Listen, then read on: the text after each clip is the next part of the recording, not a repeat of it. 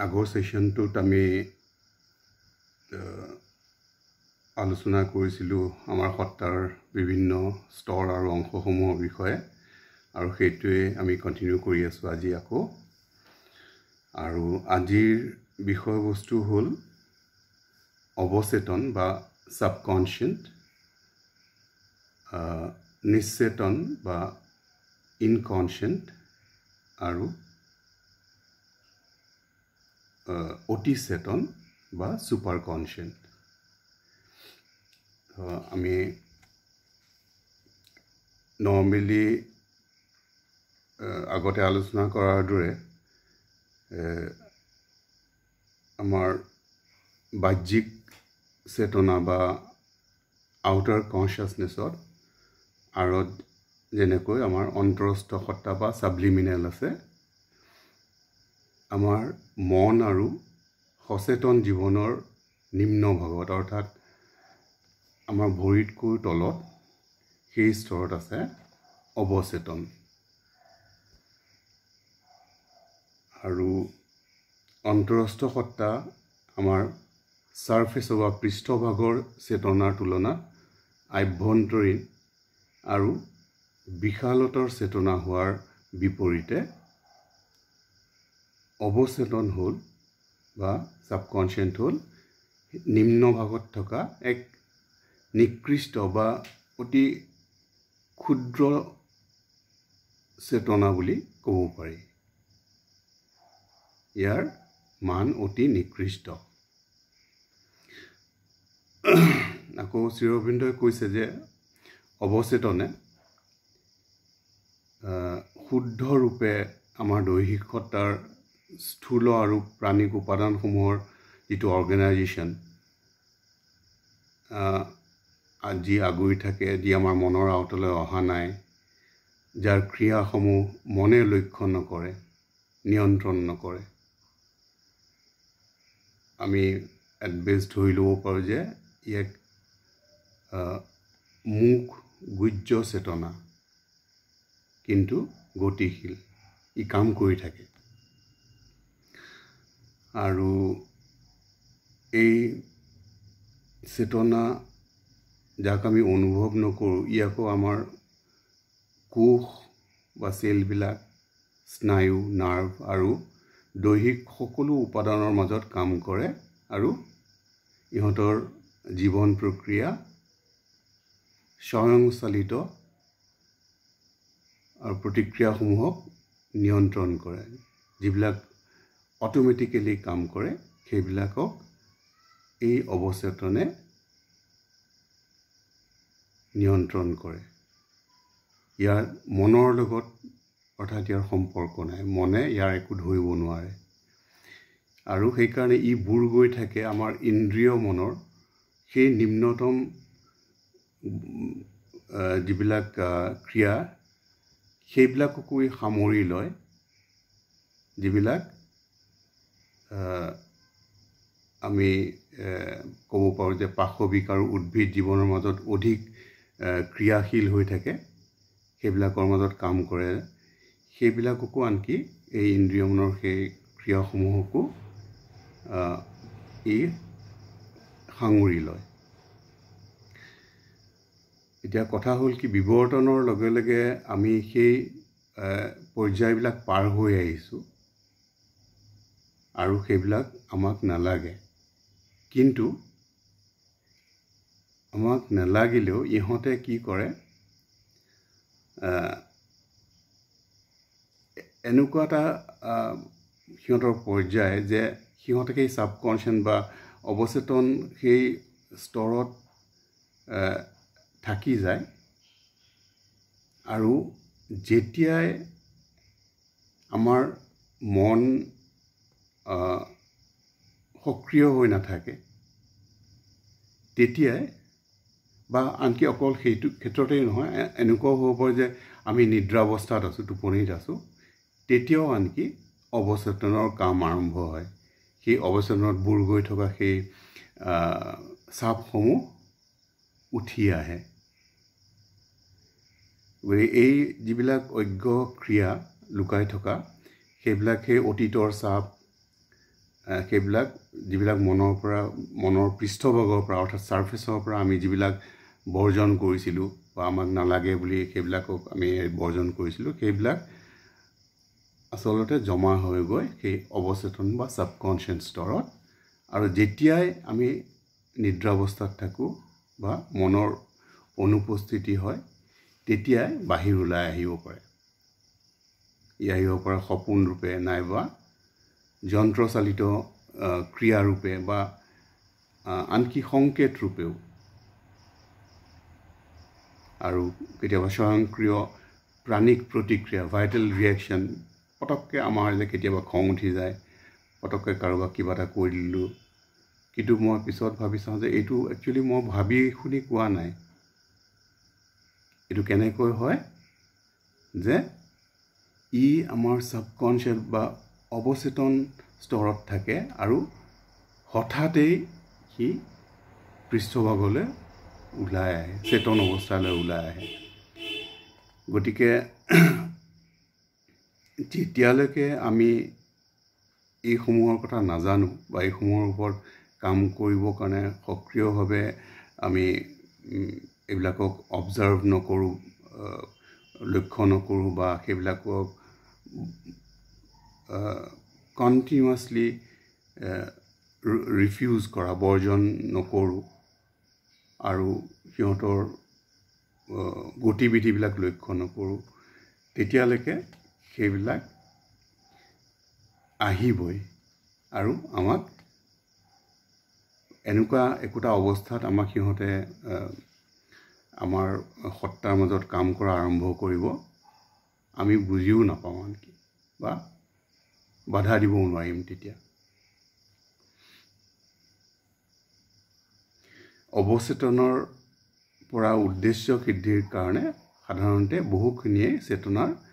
পৃষ্ঠভাগলৈ জাগ্ৰত ইন্দ্ৰিয় মন চেঞ্চৰি মাইণ্ড আৰু বুদ্ধিৰ প্ৰয়োজন ৰূপে আমি লৈ আহোঁ পিছে এইদৰে এই পৃষ্ঠভাগলৈ লৈ আনোতে সিহঁতৰ প্ৰকৃতি বা নেচাৰ আৰু উৎস চ'ৰ্চ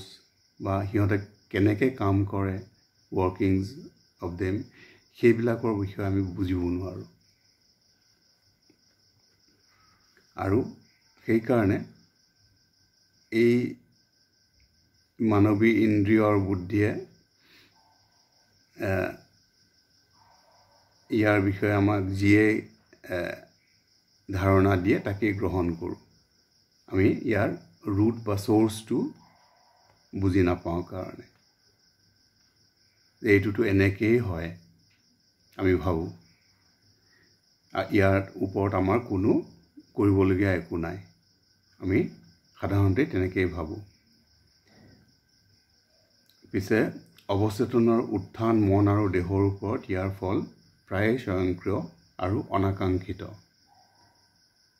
কাৰণটো হ'ল এয়াই যে ইয়াৰ বিষয়ে আমাৰ জ্ঞান নাই আৰু সেইবাবে ইয়াৰ ওপৰত নিয়ন্ত্ৰণো নাই তো সেইটো হ'ল সেই স্তৰটো হ'ল অৱচেতন বা ছাবকনচিয়াছ ইনফেক্ট আমি প্ৰেয়াৰ্ছ এণ্ড মেডিটেশ্যনছ আমাৰ প্ৰেয়াৰ্ছ এণ্ড মেডিটেশ্যন প্ৰাৰ্থনাৰ মন্ত্ৰ তাত এটা প্ৰেয়াৰতো এই বিষয়ে উল্লেখ আছে যে এইবিলাকে কেনেকৈ জুৰুলা কৰে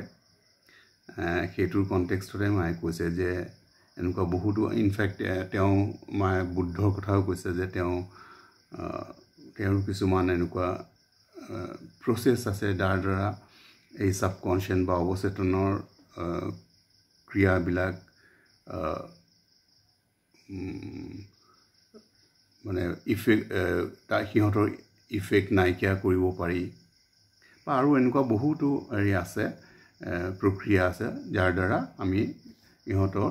পৰা হাত সাৰি থাকিব পাৰোঁ এতিয়া আমি যিমান পৰিমাণে আমি কনচিয়াছ বা সচেতন হ'ম এইসমূহৰ ক্ৰিয়া লক্ষ্য কৰিম এইসমূহক বৰ্জন কৰিম অবিৰতভাৱে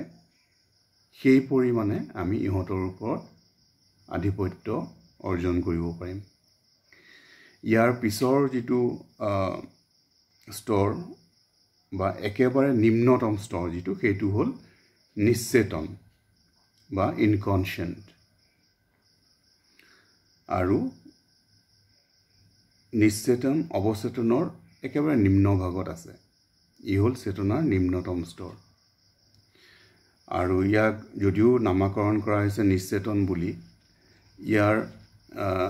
ই প্ৰকৃততে কিন্তু চেতনাবিহীন নহয় ইয়াৰ চেতনা আছে কিন্তু ইয়াৰ চেতনা ক'ব পাৰি এক পূৰ্ণ নিম্নাভিমুখী প্ৰক্ষেপণক ই প্ৰতিনিধিত্ব কৰে অৰ্থাৎ সুপ্ৰিম কনচিয়াছনেছ যিটো বা পৰমতম মতি চেতনাৰ ই একেবাৰে বিপৰীত মূৰত থাকে নিশ্চেতন সেইকাৰণে বিৱৰ্তনৰ আৰম্ভ হয় সেই নিশ্চেতন স্তৰৰ পৰা আৰু ইয়াৰ প্ৰথম প্ৰকাশ হয় জড় স্তৰৰ পৰা অৰ্থাৎ মেটাৰৰ পৰা প্ৰথম নিশ্চেতনাৰ মাজত থাকে inconscient then it comes up and starts working in matter তো সেয়া হ'ল নিশ্চেতনৰ স্তৰ বা ইনকনচিয়েণ্ট আৰু ইয়াৰ বিষয়ে পিছত আমি কেতিয়াবা আলোচনা কৰিব পাৰোঁ ডিটেইলছত বিশদভাৱে আৰু এই বিশদ এক অধ্যায় সেইবিলাক বিভিন্ন মহাৰ্ষি অৰবিন্দৰ গ্ৰন্থসমূহত পোৱা যায় ইহঁতৰ ৱাৰ্কিং কেনেকুৱা ভাবিব নোৱাৰি ইমানেই অন্ধকাৰতম জগত যে তাত যেতিয়ালৈকে কাম কৰা নহয় তেতিয়ালৈকে আমাৰ চেতন জগতত আমাৰ যি প্ৰব্লেম ডিফিকাল্টিজ সমস্যা জৰা মৃত্যু সেই সকলোবোৰ একেই থাকি যাব আৰু এয়াই হ'ল সেই কাৰণ যাৰ কাৰণে শ্ৰী অৰবিন্দই সেই ইনকনচিয়েণ্টলৈ গৈ অৰ্থাৎ তেওঁৰ স্থূল শৰীৰেৰে নহয় অৰ্থাৎ সেই চেতনালৈ অতিমানসিক চেতনালৈ তেওঁ তালৈ গৈ নিশ্চেতনাৰ জগতলৈ গৈ তাত কাম আৰম্ভ কৰাৰ কাৰণেহে লাহে লাহে তাত সেই অনালোকিত অন্ধকাৰতম জগতত লাইট বা আলোকৰ প্ৰৱেশ হ'ল আৰু লাহে লাহে তাত যিবিলাক এলিমেণ্টছ বা উপাদান সেইবিলাক ঊৰ্ধলৈ উঠি আহিল এতিয়া আমি পৃথিৱীত যিয়ে দেখি আছোঁ অনাকাংক্ষিত বিভিন্ন ধৰণৰ ঘটনা ব্যক্তিগত ক্ষেত্ৰৰ পৰা আৰম্ভ কৰি আনকি সামগ্ৰিক জীৱনতো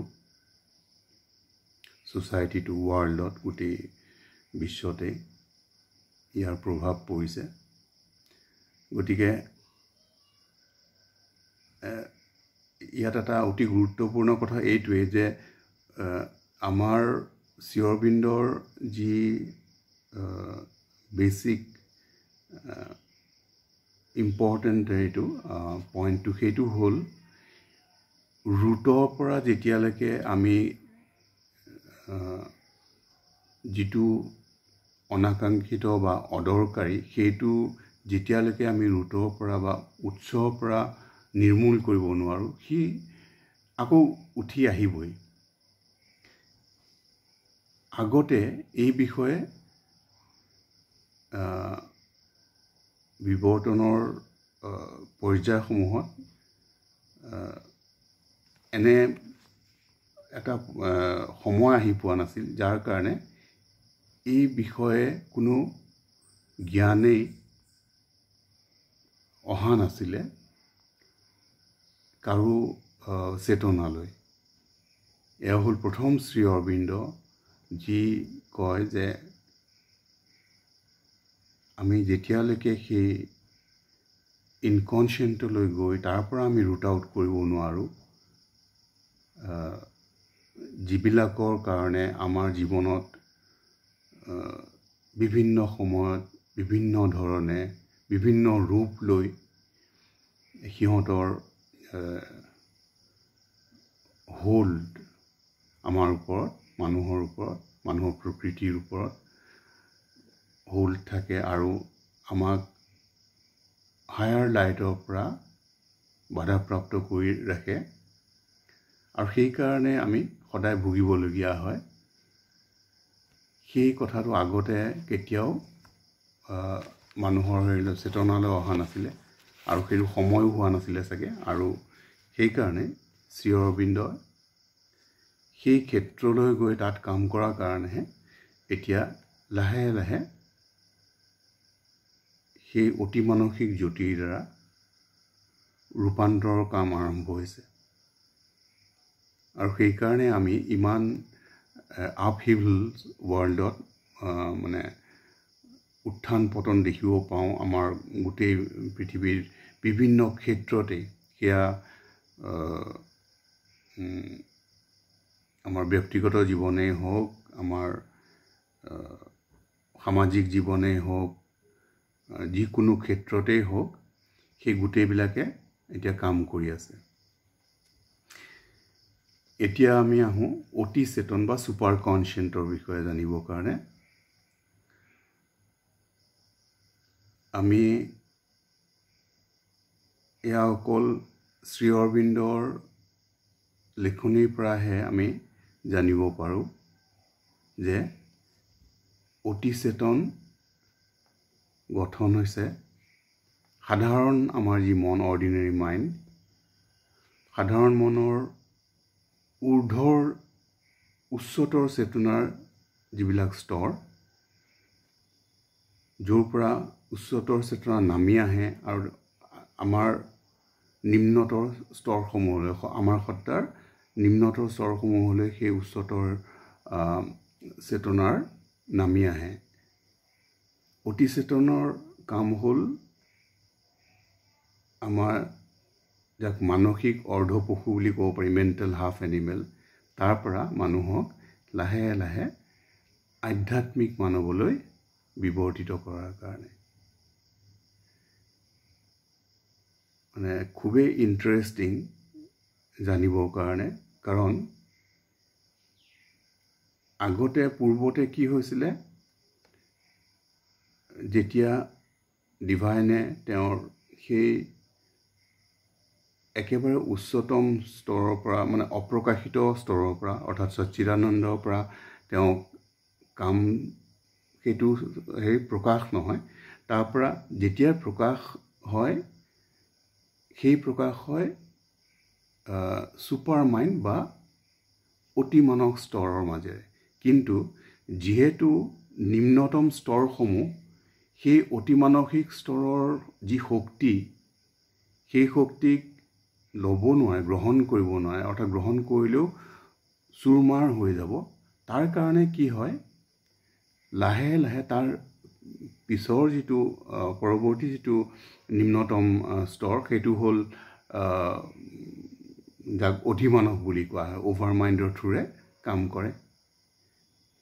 তাৰো তলৰ যিটো হ'ল ইনটিউইশ্যন বা ইনটিউটিভ মাইণ্ড, তাৰ মাজেৰে কাম কৰে। এইদৰে ক্ৰমান্বয়ে অতিমানসৰ যি চূড়ান্ত শক্তি, আমি ক'ব পাৰোঁ যে ৰেগুলেটেড মেনাৰত ক্ৰমান্বয়ে কম হৈ হৈ নামি আহে আৰু আমাৰ জাগতিক জীৱনত কাম কৰিব আৰম্ভ কৰে, যাতে আমি লাহে লাহে ইয়াৰ ক্ৰিয়াৰ প্ৰতি আমাৰ উন্মিলন হয়, আমি সেয়া লাহে লাহে গ্ৰহণ কৰিব পাৰোঁ। আমাৰ চেতনা ঊৰ্ধ্বমুখী হয়, পূৰ্বৰ যি নিম্ন চেতনা, তাৰ পৰা লাহে লাহে চেতনাৰ সেই ওপৰলৈ যায়, ঊৰ্ধ্বলৈ যায়। গতিকে এই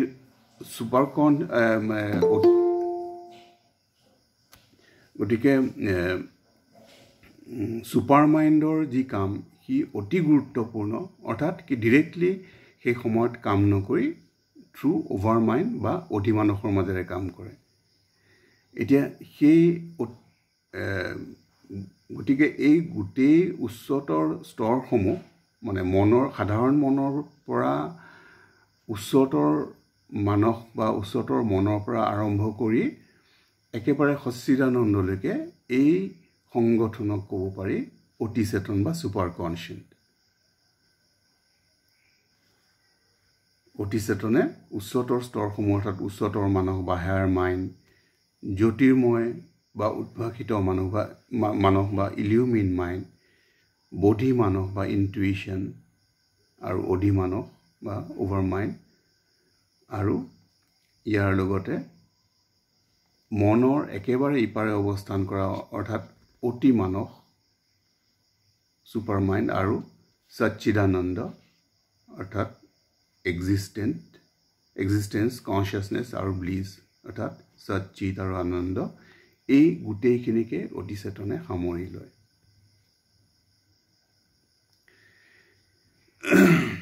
এতিয়া আমি চাওঁ অকণমান এই বিষয়ে আলোচনা কৰিম যে হায়াৰ মাইণ্ড কি, উচ্চতৰ মানস কি। শ্ৰী অৰবিন্দই এই স্তৰৰ বিষয়ে এইদৰে কৈছে যে উচ্চতৰ মন হ'ল সেই আধ্যাত্মিক চেতনাৰ স্তৰ য'ত কোনোৱে নিজৰ আত্মিক অস্তিত্ব বা চেল্ফ, যি সকলোতেই সেই একক অস্তিত্ব ওৱান এক্সিষ্টেঞ্চ, ইয়াৰ বিষয়ে অবিৰতভাৱে সচেতন হয়। অৰ্থাৎ হায়াৰ মাইণ্ডে সেই অস্তিত্ব য'ত সকলো এক, ইয়াৰ বিষয়ে সচেতন হয় অবিৰতভাৱে আৰু সকলোবোৰ স্বাভাৱিকভাৱে বুজিব আৰু চাব পাৰে সেই সচেতনতাৰে। কিন্তু ই এতিয়াও মনৰ স্তৰতে আছে, যদিও মূলতঃ অতিকৈ আধ্যাত্মিক আৰু ইয়াৰ গুৰুত্বপূৰ্ণ ভূমিকা প্ৰণয়ন হয় এক উচ্চাৰিত চিন্তা শক্তি আৰু সৰ্বাত্মক মানসিক দৃষ্টিৰ মাজেৰে। ই কোনো ধৰণৰ তীব্ৰতৰ জ্যোতিৰ দ্বাৰা উদ্ভাসিত নহয়, পিছে ই যেন দিনৰ শক্তিশালী স্পষ্ট পোহৰ এটা। ই কাম কৰে ঊৰ্ধৰ সত্যৰ জ্যোতি, ট্ৰুথ লাইট যি কোৱা হয়, আৰু মানৱী মনৰ অন্তৰ্বৰ্তী পৰ্যায় হিচাপে মিডিয়াম হিচাপে কাম কৰে। আৰু এয়া হ'ল উচ্চতৰ মানস বা হায়াৰ মাইণ্ড। ইয়াৰ পিছত আমি চাওঁ জ্যোতিৰ্ময় মানস বা ইলিউমিন মাইণ্ড। এই স্তৰ উচ্চতৰ চিন্তাৰ নহয়, কিন্তু আধ্যাত্মিক জ্যোতিৰ, য'ত আধ্যাত্মিক বুদ্ধিমত্তাৰ স্পষ্টতা আৰু ইয়াৰ লগতে থকা দিবালোকে নিজৰ বাবে পৰমাত্মাৰ এক উজ্জ্বল ঐশ্বৰ্যময় অৱস্থাৰ সৃষ্টি কৰে। অৰ্থাৎ আধ্যাত্মিক সত্য আৰু শক্তিৰ আলোকিত যি লীলা ঊৰ্ধৰ পৰা চেতনাৰ মাজলৈ নামি আহে আৰু শান্ত আৰু প্ৰশস্ত আলোকিত অৱস্থাৰ সৈতে যুক্ত হয়। ইয়াৰ সৈতে যুক্ত হয় বিশাল শান্তিৰ অৱতৰণ, অৰ্থাৎ লাহে লাহে সত্তাৰ মাজলৈ সেই আধ্যাত্মিক শক্তিৰ আলোকিত যি লীলা ই নামি আহে, অৱতৰণ কৰে, আৰু যি বৃহৎ ধাৰণাত্মক আধ্যাত্মিক সূত্ৰৰ ক্ৰিয়াক লগ দিয়ে বা বৈশিষ্ট্য প্ৰদান কৰে। এইবিলাক যেতিয়ালৈকে আমি এয়া হ'ল তেওঁ কোৱা কথা, গতিকে এইসমূহৰ বিষয়ে আমি জাষ্ট সম্যক ধাৰণা এটাহে কৰিব পাৰোঁ। যেতিয়ালৈকে এইবিলাকৰ আমাৰ সত্তাৰ মাজত সেইবিলাকৰ উপলব্ধি নাহে, ৰিয়েলাইজেশ্যন নাহে, তেতিয়ালৈকে এইবিলাকৰ বিষয়ে আমি মানসিক ধাৰণা এটাহে কৰিব পাৰোঁ। কিন্তু তথাপিও এইবিলাক জনা আমাৰ বাবে আৱশ্যক। অন্ততঃ ইয়াৰ ওপৰত ভিত্তি কৰিয়ে আমাৰ যি মন সাধাৰণ মন সেইবিলাকো যাতে উন্মিলিত হয় সেই ঊৰ্ধ্বৰ চেতনাৰ প্ৰতি ঊৰ্ধ্বৰ আলোকৰ প্ৰতি ইয়াৰ পিছত বোধি মানস বা ইনটিউইশ্যন বোধি মানস হ'ল সেই চেতনাৰ সেই শক্তি যি যাক কোৱা হয় নলেজ বাই আইডেণ্টিটি অৰ্থাৎ আত্মিক জ্ঞান লব্ধতা ইয়াৰ একেবাৰে ওচৰত মানে নলেজ বাই আইডেণ্টিটি এটা কনচেপ্ট শ্ৰী অৰবিন্দৰ লাইফ ডিভাইনত আছে আৰু নলেজ বাই আইডেণ্টিটিটো কেনেকুৱা যে যিকোনো অৱস্থা যিকোনো বস্তু যিকোনো এটা স্পন্দনৰ বিষয়ে মই যদি অৱগত হ'ব বিচাৰোঁ মোৰ যদি চেতনা সেই উচ্চতৰ চেতনাৰ সৈতে সংযুক্ত হয় তেতিয়া কি হ'ব মই সেই বিশেষ বস্তু ছাপ'জ মই এজন মানুহৰ বিষয়ে মই জানিব বিচাৰোঁ যে তেওঁৰ এতিয়া বৰ্তমান অৱস্থা কি তেওঁৰ মনত কি চলি আছে বা ইভেন নৰ্মেলি তেওঁৰ জীৱনৰ প্ৰতি তেওঁৰ ভাৱভংগী কেনেকুৱা সেই মানুহজনৰ বিষয়ে সেই মানুহজনক মই নুসুধাকৈ অৰ্থাৎ মানসিক আশ্ৰয় নোলোৱাকৈ মই মোৰ যদি সেই উচ্চাৰিত সেই আলোক দৃষ্টি বা চেতনাৰ দৃষ্টি থাকে তেতিয়া কি হ'ব মই তেওঁক দেখাৰ লগে লগে বা মই তেওঁৰ কথা ভবাৰ লগে লগে সেই মানুহজনৰ যিয়ে টেম্পাৰামেণ্ট যিয়ে তেওঁ যেনেকৈ ভাবে তেওঁ যেনেকৈ প্ৰতিক্ৰিয়া কৰে এক বিশেষ অৱস্থাত সেই গোটেইবিলাকৰ বিষয়ে মই অৱগত হ'ব পাৰোঁ বা তেওঁ কি ভাল পায় আৰু সেয়া অকল এজন মানুহৰ বিষয়ে ব্যক্তিৰ বিষয়ে নহয় যিকোনো বস্তুৰ প্ৰতিও অৱস্থাৰ প্ৰতিও সেয়া জনাটো সম্ভৱ হয় নলেজ বাই আইডেণ্টিটি আৰু সেই জ্ঞান আইডেণ্টিটি মিনছ আইডেণ্টিফাই হোৱা অৰ্থাৎ মই ইয়াৰ লগত আত্মিক বোধ কৰিলোঁ আৰু তাৰ দ্বাৰাই তাৰ যি নিজস্ব জ্ঞান আছে সেই জ্ঞান মোৰ চেতনাৰ মাজলৈ আহিলে আৰু লগে লগে মই গম পালোঁ যে আচ্ছা এই বস্তুটো এনেকুৱা এই খুবেই ইণ্টাৰেষ্টিং কথা আমি নৰ্মেল লাইফত এইবিলাকৰ বিষয়ে আমাৰ ডাউট বা ডিছবিলিভ হ'ব পাৰে কিন্তু যদি আমি অকণমান সাৱধান হৈ অকণমান কনচেনট্ৰেটেড হৈ আমি লক্ষ্য কৰিব আৰম্ভ কৰোঁ আমাৰ ছাৰফেচৰ যিবিলাক নোশ্যনছ যিবিলাক ধাৰণা মেণ্টেল ধাৰণা সেইবিলাকৰ পৰা একেবাৰে নিজকে আঁতৰাই লৈ যেতিয়া সেই ছাৰফেচৰ পৰা অকণমান আমি ভিতৰলৈ সোমাই আহোঁ তেতিয়া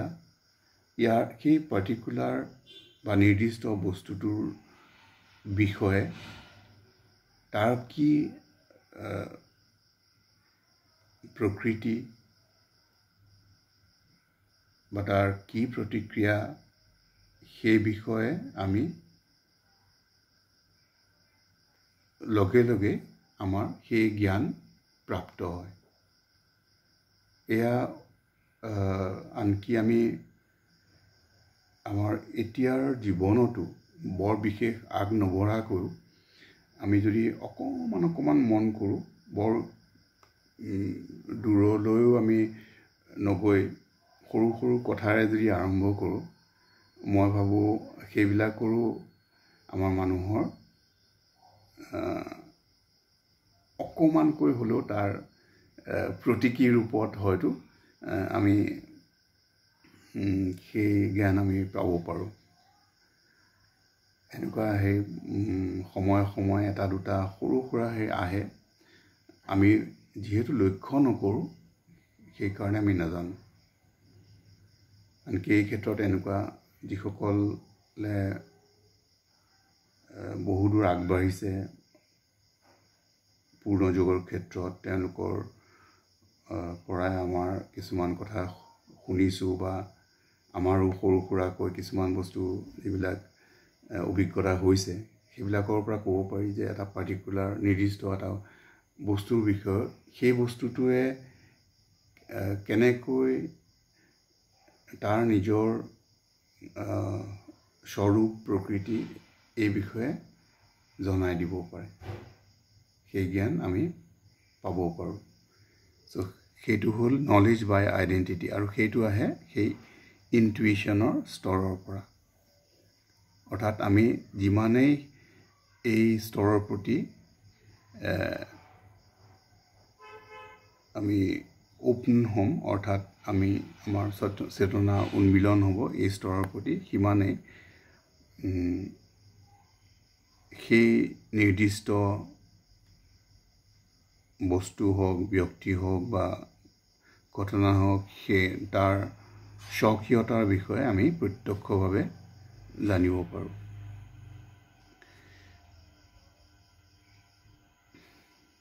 এইটো হ'ল ইনটিউইশ্যন বা বডিমানস। ইয়াৰ পিছত আমি আলোচনা কৰোঁ অধিমানসৰ বিষয়ে। অধিমানস বা অভাৰ মাইণ্ড, আধ্যাত্মিক চেতনাৰ উচ্চতম স্তৰ হ'ল এই অধিমানস। ইয়াৰ প্ৰকৃতি আৰু বিধিৰ ক্ষেত্ৰত অধিমানসী অতিমানসৰ বা ছুপাৰ মাইণ্ডৰ প্ৰতিনিধি বা ৰিপ্ৰেজেণ্টেটিভ। ই হ'ল আলোক আৰু শক্তিৰে পৰিপূৰ্ণ, আৰু ই অতিমানসৰ আলোকেৰে দীপ্তময়। It is lighted by the super mind. অকণমান আগতে আমি যি আলোচনা কৰিছিলোঁ যে ইয়াৰ অধিমানসে অতিমানসৰ পৰাই ইয়াৰ হায়াৰ লাইট বা হায়াৰ ফ'ৰ্চ গ্ৰহণ কৰে, আৰু ক্ৰমে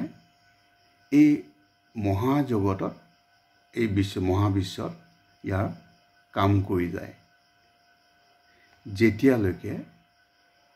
এই মহাবিশ্ব অতিমানসৰ প্ৰতি উন্মিলিত নহয়, গ্ৰহণ সমৰ্থ নহয়। গতিকে ইয়াৰ কাম খুব ইম্পৰ্টেণ্ট। আৰু এই অধিমানস ই কি কৰে, সেই এক আৰু অদ্বিতীয় সত্য, অৰ্থাৎ সেই সুপ্ৰিম, যি সকলো বস্তুৰ সাৰ আৰু অৱলম্বন, ইয়াক শক্তি হিচাপে জানে, কিন্তু ইয়াৰ নিজৰ ক্ষেত্ৰত ই গুৰুত্ব দিয়ে ইয়াৰ বহু বিচিত্ৰ সমাহাৰ শক্তি আৰু ইয়াৰ কাৰ্যকাৰিতাৰ ওপৰত। অৰ্থাৎ ই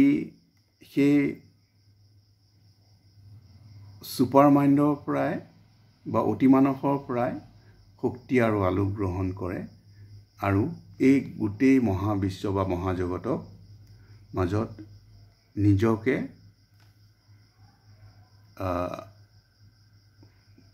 প্ৰসাৰণ কৰে, আৰু এই গোটেই মহাবিশ্বক পৰিচালনা কৰিবৰ কাৰণে নিজকে বিভিন্ন ক্ষেত্ৰত প্ৰস্তুত কৰে, আৰু সেইদৰে সক্ৰিয় হৈ কাম কৰে বা পৰিচালনা কৰে। আৰু ইণ্টাৰেষ্টিংলি এইটোৱেই হ'ল সেই স্তৰ য'ত আমি যাক ভগৱান বুলি কওঁ, ক'ৰবাত বেলেগ দেশত বা বেলেগ বিশ্বাসত কোনোবাই গড বুলি ক'ব, কোনোবাই বেলেগ নাম দিব, কিন্তু নেচাৰ একেটাই। সেই অভাৰ মেণ্টেল গড হেডছ বুলি ক'ব পাৰি তেওঁলোকক, সেইকাৰণে তেওঁলোকেই সুপ্ৰিম নহয়। ইয়াতে সেই গড আৰু গডেছেছ তেওঁলোকৰ বাসস্থান। তেওঁলোকে বসবাস কৰে ইয়াত। তেওঁলোকৰ শক্তিৰে পৰিচালনা কৰে সমূহ জগত, যাতে ই বিৱৰ্তনৰ ক্ষেত্ৰত আগবাঢ়ি যাব পাৰে। আৰু ইয়াৰ নেচাৰ বা প্ৰকৃতি হ'ল একত্ব। সকলোতে প্ৰত্যেক ইয়াত থকা প্ৰতিটো শক্তি সেই ভগৱান ভগৱতীসকলৰ, দেৱতাসকলৰ, তেওঁলোকৰ এটা শক্তি আন এটা শক্তিৰ লগত কেতিয়াও ক্লেশ নকৰে বা তেওঁলোকৰ সংঘাত নহয়।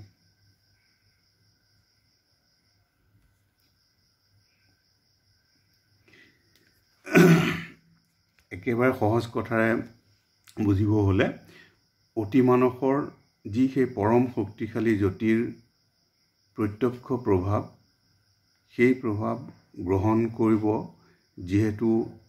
সমৰ্থ নহওঁ আমি, আমাৰ নিম্ন চেতনাৰ জগতসমূহে, তাৰ কাৰণে যেনিবা ক্ৰমে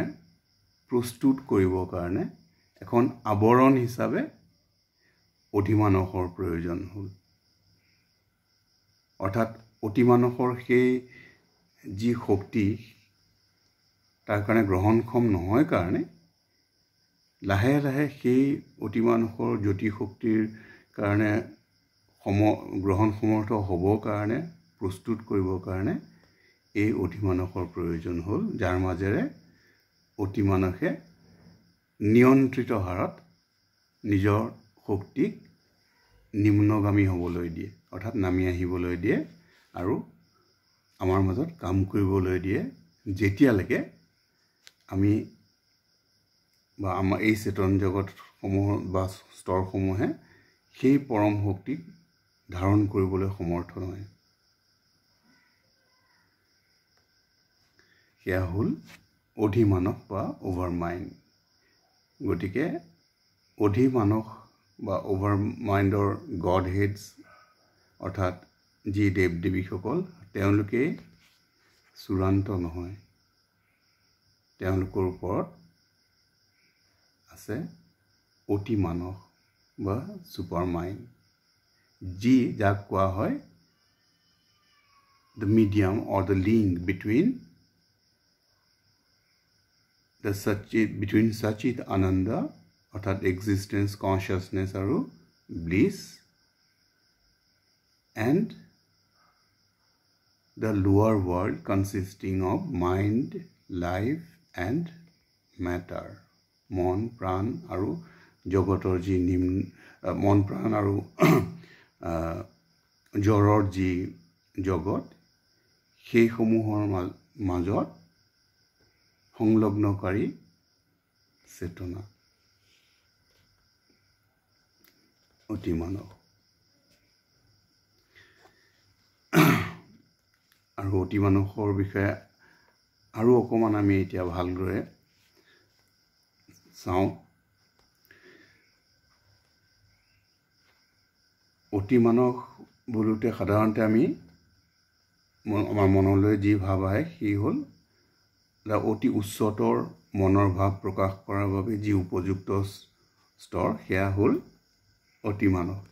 কিন্তু শ্ৰী অৰবিন্দই কি কৈছে যে অতিমানস বোলোতে তেওঁ কৈছে সেয়া হ'ল সত্তাৰ এক অতিচেতন স্তৰ, যি মাথো মনতকৈ ঊৰ্ধতেই নহয়, পিছে মনক অতিক্ৰম কৰি যোৱা আৰু মূলতেই ইয়াতকৈ পৃথক এক স্তৰ। পৃথক কিয়? সেইকাৰণে আমি আগৰ ছেশ্যনটোত সম্ভৱ আলোচনা কৰিছিলোঁ এই বিষয়ে, যে পৰাৰ্ধ আৰু অপৰাৰ্ধ। পৰাৰ্ধ কি? পৰাৰ্ধ হ'ল সচ্চিত আনন্দ আৰু ছুপাৰ মাইণ্ড বা অতিমানস লৈ পৰাৰ্ধ গঠন হয়, অৰ্থাৎ ই উচ্চ জগত। আৰু অপৰাৰ্ধ হ'ল নিম্ন জগত, অভাৰ মাইণ্ডৰ পৰা আৰম্ভ কৰি একেবাৰে নিম্নৰ জড় জগতত। সেয়া হ'ল অপৰাৰ্ধ। গতিকে ইয়াতে আমি গম পাওঁ যে ছুপাৰ মাইণ্ড সেই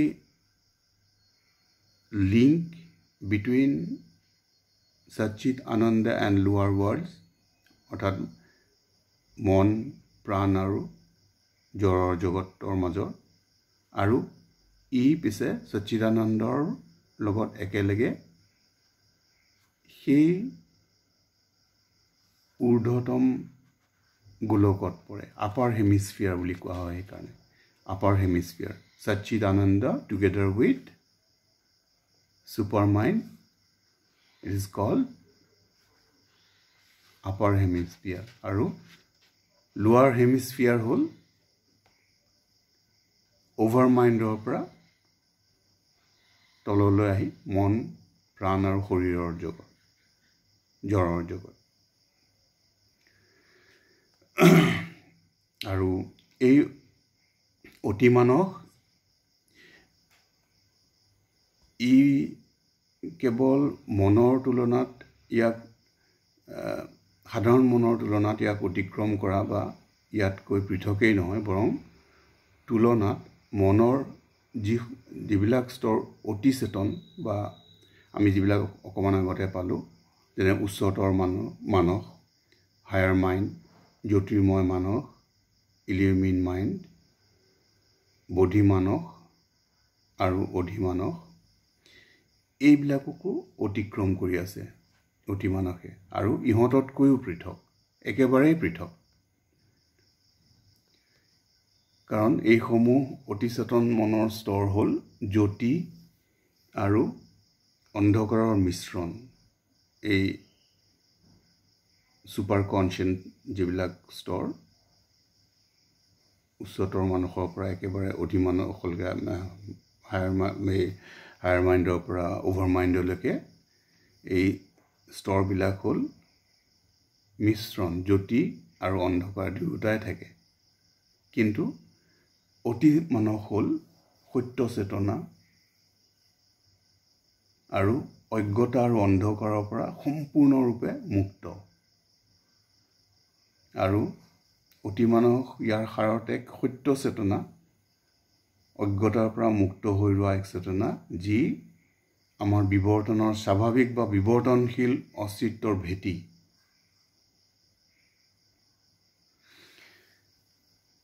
আৰু য'ৰ পৰা আমাৰ মাজৰ যি প্ৰকৃতি, ই প্ৰয়াস কৰিছে আত্মজ্ঞান আৰু বিশ্বজ্ঞানলৈ গৈ পাবলৈ। অৰ্থাৎ যেতিয়ালৈকে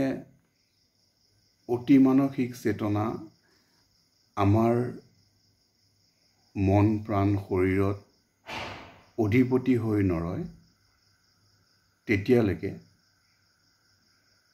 আমাৰ মানৱী জীৱন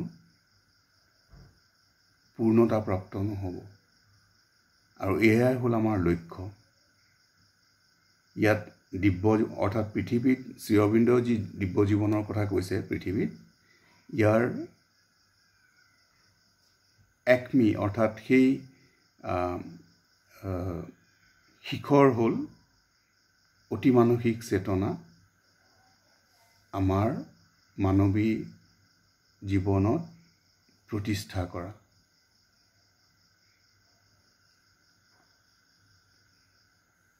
সন্দেহ নাই যে সেইটো অতি কম সময়তেই সম্ভৱ হ'ব, কিন্তু তাৰ কাৰণে যি প্ৰস্তুতিৰ প্ৰয়োজন, অৰ্থাৎ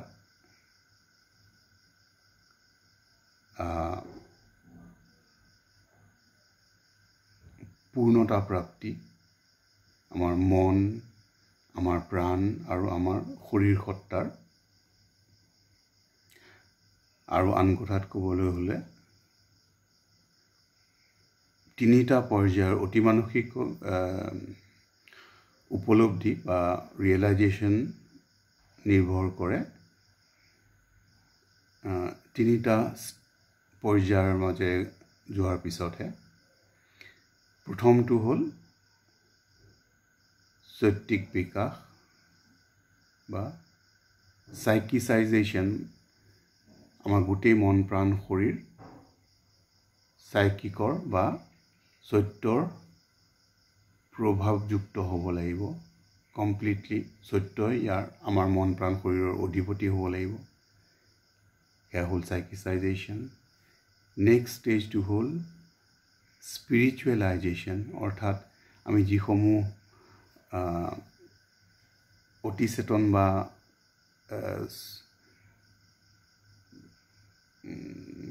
কি বুলি কৈছিলোঁ ইয়াক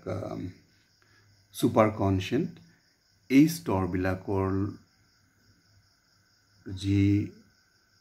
চেতনা সেই চেতনাৰে আমাৰ মন প্ৰাণ শৰীৰ অভিষিক্ত হ'ব লাগিব সেয়া হ'ল দ্বিতীয় পৰ্যায় আৰু তৃতীয় পৰ্যায়ত সুপ্ৰামেণ্টেলাইজেশ্যন অৰ্থাৎ এই দুটা ষ্টেজ পাৰ কৰাৰ পিছত থাৰ্ড ষ্টেজটো তেতিয়াহে অতি মানসিক চেতনাৰ দ্বাৰা আমি অভিষিক্ত হ'ব পাৰোঁ বা ইয়াৰ ৰিয়েলাইজেশ্যন বা উপলব্ধি আমাৰ সত্তাত হ'ব পাৰে গতিকে আমি আৰম্ভ কৰিব লাগিব সাইকিসাইজেশ্যনৰ মাজেৰে যেতিয়ালৈকে চৈত সত্তা আমাৰ অধিপতি নহয় আমাৰ মন প্ৰাণ শৰীৰৰ সত্তাৰ শাৰীৰিক সত্তাৰ তেতিয়ালৈকে প্ৰথম ষ্টেজটোৱেই আমি নাপাওঁ মানে পাৰ হৈ যাব নোৱাৰোঁ তো যিয়েই নহওক অতিমানস হ'ল সেই স্তৰ তেতিয়াহ'লে আমি যি দেখিলোঁ যে ই এক সত্য চেতনা ইয়াৰ নিজৰ মাজত আছে সেই অন্তৰ্নিহিত জ্ঞান আৰু প্ৰকৃত সত্য আৰু অস্তিত্বৰ এই শক্তি ইয়াৰ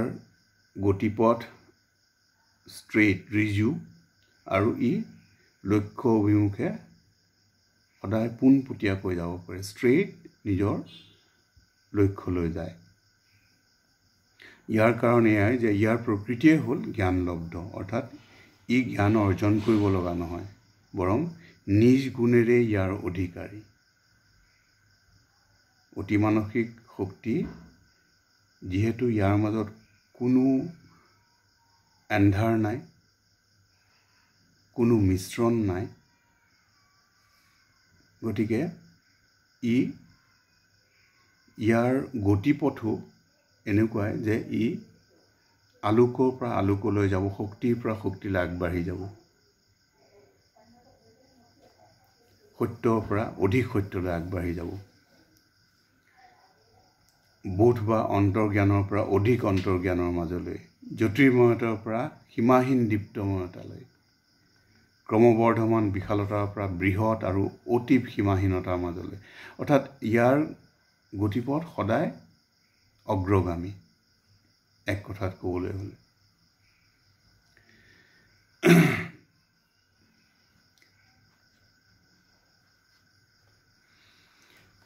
যদিও অতিমানসে পৰম একত্বৰ প্ৰকাশৰ মাধ্যম হিচাপে কৰ্ম কৰোঁতে পৃথকীকৰণত সন্মতি দিয়ে অৰ্থাৎ নিজকে ডিভাইড কৰে কেনেকৈ সেই অধিমানসৰ স্তৰত অভাৰ মাইণ্ডৰ স্তৰত অৰ্থাৎ নিজকে নিজৰ সেই শক্তিৰ অকণমান ধৰি থৈ দিয়ে যিহেতু আমাৰ নিম্ন জগতৰ স্তৰসমূহে গ্ৰহণ কৰিব নোৱাৰিব সেইকাৰণে ইয়াত অধিমানসৰ প্ৰয়োজন হয় কিন্তু ইয়াৰ অখণ্ডতা পিছে সদায় বজাই থাকে ই ডিভিজিবল নহয় ইনডিভিজিবল ই অতিমানসেই হৈ ৰয় কিন্তু অতিমানসে অধিমানসৰ মাজেৰে কাম কৰে, means in a regulated manner. যেনেকৈ আমি আগতো এই উদাহৰণটো লৈছিলোঁ বুজিবৰ কাৰণে যে ট্ৰান্সফৰ্মাৰ এটা কিয় আমি লওঁ, যে যেতিয়া আমাৰ ঘৰত যিমান পৰিমাণৰ বিদ্যুৎ শক্তি লাগে তাতকৈ যদি অধিক শক্তি আহে যি উপলব্ধ, সি আহিলে কি হ'ব, আমাৰ ঘৰ ভস্মীভূত হ'ব। গতিকে ইয়াত কি হয়, ইয়াক ৰেগুলেট কৰিবৰ কাৰণে এই ঘৰটোত ইমান লাগে, সেই ঘৰটোত ইমান লাগে, বেলেগ বেলেগ কমকৈ লাগে। গতিকে সেই তাৰ পৰা ট্ৰান্সফৰ্মাৰৰ পৰা য'ত যিমানকৈ লাগে সিমানকৈহে ৰেগুলেট কৰি অকণমানকৈ দিয়ে যাতে গ্ৰহণ কৰিব পাৰে। ঠিক ইয়াতো আমি সেই উদাহৰণটো ল'ব পাৰোঁ যে বিকজ দ্য লোৱাৰ worlds, including all of us, because we are not yet ready to receive the absolute light and force of the supermind. So what it does, it regulates its light and force through overmind. সেই দেৱ দেৱীসকলৰ মাজেৰে আন কথা যেতিয়া যাক যি পৰিমাণে তলত দৰকাৰ হয় সেই পৰিমাণে, যেতিয়ালৈকে আমি সেই পৰম শক্তি পৰম আলোকৰ বাবে যোগ্য হৈ নুঠো। আৰু সেই যোগ্যতা অৰ্জনৰ পথ হ'ল ইণ্টিগ্ৰেল যোগা বা পূৰ্ণ যোগ। অৰ্থাৎ আমাৰ সত্তাটো যেতিয়ালৈকে পাৰফেক্ট হৈ নুঠে তেতিয়ালৈকে আমাৰ মাজত কাম চলিয়াই থাকিব অহৰহ। সেইকাৰণে মানুহ অবিৰতভাৱে এটা জন্ম যোৱাৰ পিছত আকৌ আহিব লগা হয়। বিভিন্ন বেলেগ বেলেগ নাম বেলেগ হয়, শৰীৰ বেলেগ হয়, পিছে প্ৰকৃত যি অভ্যন্তৰত যি সত্তা সত্য সত্তা একেই থাকে। সি আহৰণ কৰি সমৃদ্ধ হৈ গৈ থাকে। চ' ইয়াৰ পিছত আমি পাওঁ সচ্চিদানন্দ, এক্সিষ্টেঞ্চ, কনচিয়াছনেছ আৰু ব্লিছ। আৰু সচ্চিদানন্দ হ'ল পৰম দিব্যৰ বা পৰম সুপ্ৰিম স্পিৰিটৰ সেই ত্ৰিধা স্থিতি যি এক শাশ্বত অস্তিত্ব, অৰ্থাৎ ইটাৰ্নেল এক্সিষ্টেঞ্চ। ইয়াৰ কোনো লয় নাই, ই শাশ্বত কালৰ পৰা একেই আছে। ই এক শাশ্বত চেতনা, ইটাৰ্নেল কনচিয়াছনেছ, যি নিজৰেই কৰ্ম আমাৰ মাজত আৰু আন সকলোৰে মাজত প্ৰত্যক্ষ কৰে। আৰু সেই চেতনাৰ এক শাশ্বত ইচ্ছা শক্তি যি নিজকেই আকৌ অসীম কৰ্মৰাজিৰ মাজেৰে প্ৰকাশ কৰে। অৰ্থাৎ ই নিজকে প্ৰকাশ কৰে প্ৰকাশিত বিশ্বৰ ওচৰত, অৰ্থাৎ মাল্টিটিউডিনাছ হৈ যায়, বহু জগতৰ সৃষ্টি কৰে। সেই ছুপাৰ মাইণ্ড আৰু ছুপাৰ মাইণ্ডৰ next step over mind, intuitive mind, illumined mind, এইবিলাকৰ মাজেৰে প্ৰকাশ হয়।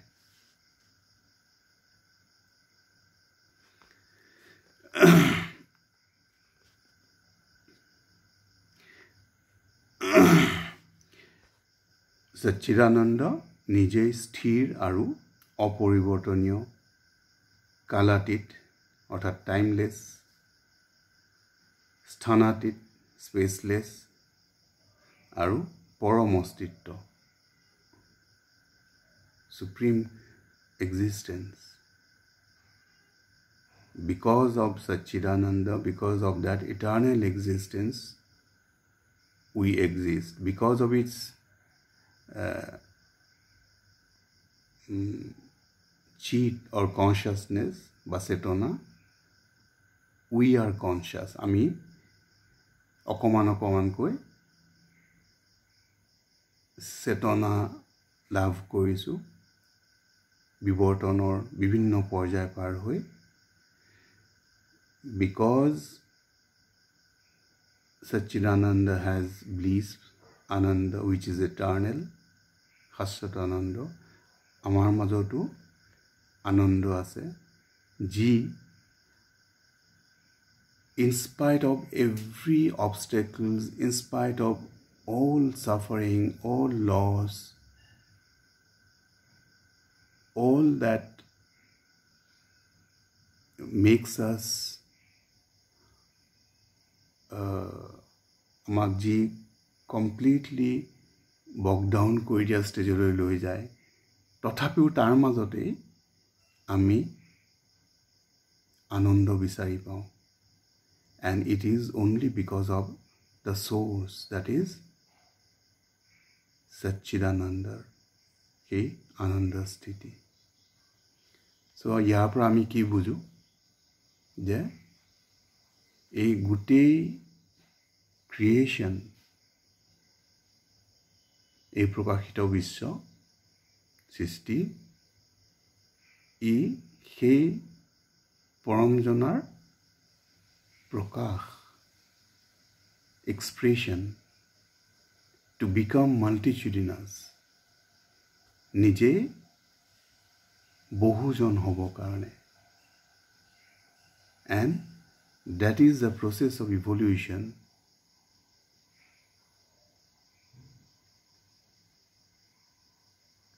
সেই কাৰণে আমি বিভিন্ন স্তৰ পাৰ হৈ আজি মানুহ হৈছো কিন্তু এয়াই আমাৰ শেষ স্তৰ নহয় we will have to go beyond it আমি ইয়াক পাৰ হৈ যাব লাগিব সেই অতি মানৱ পৰ্যায়লৈকে আৰু তাৰ পিছত in fact it is our return journey to our source and the final destination is Satchit Ananda become one with that eternal consciousness and this earth is the base সেইকাৰণে কোৱা হয় যে আনকি পূৰ্ণতা প্ৰাপ্তিৰ কাৰণে সেই অভাৰমাইণ্ডৰ যাক গডহেজ বা দেৱ দেৱীসকল বুলি আমি জানো তেওঁলোকেও পূৰ্ণতা প্ৰাপ্ত নহয় তেওঁলোকে যদি পূৰ্ণতা প্ৰাপ্ত হ'ব বিচাৰে তেওঁলোক এই পৃথিৱীলৈ আহিব লাগিব and evolve themselves বিবৰ্তনৰ প্ৰক্ৰিয়াৰ এটা অংশ হ'ব লাগিব আৰু তেতিয়া কি হ'ব সেই আমি যি মন প্ৰাণৰ শৰীৰৰে আমাৰ সত্তাটো গঠিত সেই সত্তা সম্পূৰ্ণৰূপে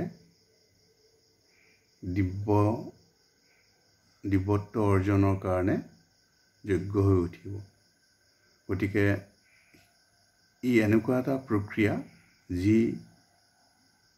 যাক সেইকাৰণে কোৱা হয় যে পৃথিৱীৰ অহা প্ৰতিজন ব্যক্তিয়ে হিৰো ৱাৰিয়াৰ কাৰণ তেওঁ প্ৰতিটো জন্মতে কিমান যে কষ্ট সহ্য কৰিব লগা হয় বিভিন্ন ধৰণৰ বিভিন্ন ৰূপ লৈ সেই যন্ত্ৰণা আহে সেই অসুবিধা সেই কষ্ট কিন্তু ইয়াৰ আঁৰত যি কাম কৰিছে সেয়া আকৌ সেই দিব্যই আমাৰ আউটাৰ বা বাহ্যিক সত্তাটো যাক আমি দেখো অতি দুৰ্বল ঠুনুকা মৰণশীল, সেই সত্তাকে আকৌ অমৰ সত্তালৈ ৰূপান্তৰিত কৰিব লাগিব, আৰু সেয়াই হ'ল ডিভাইনৰ উইল বা সংকল্প। গতিকে এই লাষ্টৰ পাৰ্টটো অৰ্থাৎ সচ্চিদানন্দ এক্সিষ্টেঞ্চ কনচিয়াছনেছ ব্লিছ, এই নিজেই স্থিৰ অপৰিৱৰ্তনীয় কালাতীত স্থানাতীত পৰম অস্তিত্ব, যদিও নিজৰে অসীম কৰ্মৰাজিৰে পৰিবেষ্টিত, আৰু এইসমূহৰ তাৰতম্য বা বৈসাদৃশ্যৰ দ্বাৰা ই প্ৰভাৱিত বা পৰিৱৰ্তিত নহয়। কাল আৰু স্থান আৰু ইহঁতৰ ভঙন পতন হ্ৰাস বৃদ্ধিৰ দ্বাৰা প্ৰভাৱিত নহয়। এইসমূহৰ যি আপেক্ষিক বা দৃশ্যমান বৈপৰীত্য, যি কণ্ট্ৰাষ্ট আমি সাধাৰণতে দেখিব পাওঁ ছাৰ্ফেচত, নাইবা যি সীমাবদ্ধতা, সেইবিলাকৰ দ্বাৰাও আনকি সচ্চিদানন্দ বিভ্ৰান্ত নহয়। কিয়নো সচ্চিদানন্দ হ'ল প্ৰকাশিত সমগ্ৰতাৰ বহুদিশযুক্ততা, সকলো বৈসাদৃশ্য আৰু বিৰোধৰ শাশ্বত সমন্বয়, সেই অসীম পৰিপূৰ্ণতা যি ইহঁতৰ সীমাবদ্ধতাক যুক্তি প্ৰদান কৰে, আৰু ইয়েই হ'ল ইহঁতৰ অপূৰ্ণতাসমূহৰ লক্ষ্য। অৰ্থাৎ যিয়েই য'তেই বৈসাদৃশ্য আছে, যিয়েই য'তেই বিৰোধ আছে, তাতেই তেওঁ অৰ্থাৎ সেই সচ্চিদানন্দৰ প্ৰকাশ তাত হ'ব লাগিব, দিব্যত্ব আহিব লাগিব, বৈসাদৃশ্যত সাদৃশ্য আহিব লাগিব, সমন্বয়হীনতাৰ মাজত শাশ্বত সমন্বয় আহিব লাগিব, য'তেই অপৰিপূৰ্ণতা তাত পৰিপূৰ্ণতা আহিব লাগিব। গতিকে আমাৰ যি এই ব্যক্তিগত আৰু সামগ্ৰিক জীৱন, এই জীৱনৰ এই সত্তাৰ পৰিপূৰ্ণতা হ'ল সচ্চিদানন্দৰ লক্ষ্য। গতিকে এই পৃথিৱীতে ইয়াৰ ভেটি ৰচনা কৰিব লাগিব, আৰু ইয়েই হ'ল আমাৰ লক্ষ্য। আজিলৈ ইমানতে সামৰোঁ। জয় মা।